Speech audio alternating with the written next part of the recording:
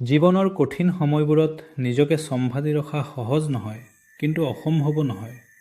এনে সময়ত মানসিক শক্তি অটুট ৰাখিবলৈ কিছুমান উপায়ে আপোনাক সহায় কৰিব পাৰে। 1. পৰিস্থিতি গ্ৰহণ কৰক। একচেপ্টেন্স। যি ঘটিছে বা যি পৰিস্থিতিৰ মাজেৰে আপুনি গৈ আছে তাক প্ৰথমে মানি লওক। যেতিয়া আমি বাস্তৱক অস্বীকাৰ কৰোঁ তেতিয়া দুখ বেছি হয়। পৰিস্থিতিটো স্বীকাৰ কৰি দিলে সমাধানৰ পথ বিচাৰি পোৱা সহজ হয়। 2. এই সময়ো পাৰ হৈ যাব। এই মন্ত্ৰ মনত ৰাখক। জীৱনত একোৱেই স্থায়ী নহয়।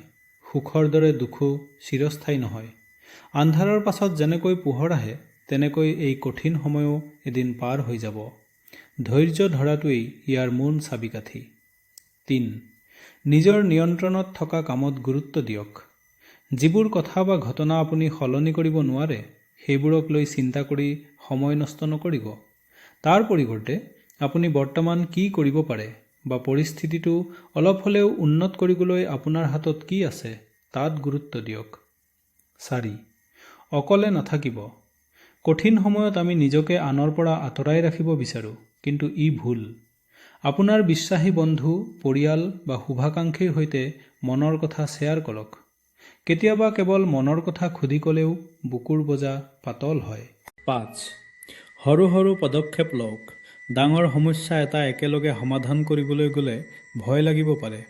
সেয়েহে সমস্যাটোৰ সৰু সৰু অংশতো গুৰুত্ব দিয়ক আৰু এটা এটা দিন পাৰ কৰাৰ লক্ষ্য লওক। 1 day at a time. 6. নিজৰ যত্ন লওক। মানসিক চাপত থাকিলে আমি খোৱা বোৱা বা টোপনিৰ কথা পাহৰি যাওঁ, কিন্তু শৰীৰ সুস্থ থাকিলেহে মনে যুঁজ দিয়াৰ শক্তি পায়। প্ৰকৃতিৰ লগত সময় কটোৱা, ভাল কিতাপ পঢ়া বা গান শুনাৰ দৰে কামে মনক সকাহ দিয়ে।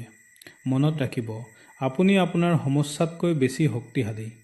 জীৱনৰ এই কঠিন পৰীক্ষাই আপোনাক ভৱিষ্যতৰ বাবে আৰু অধিক মজবুত কৰি তুলিব।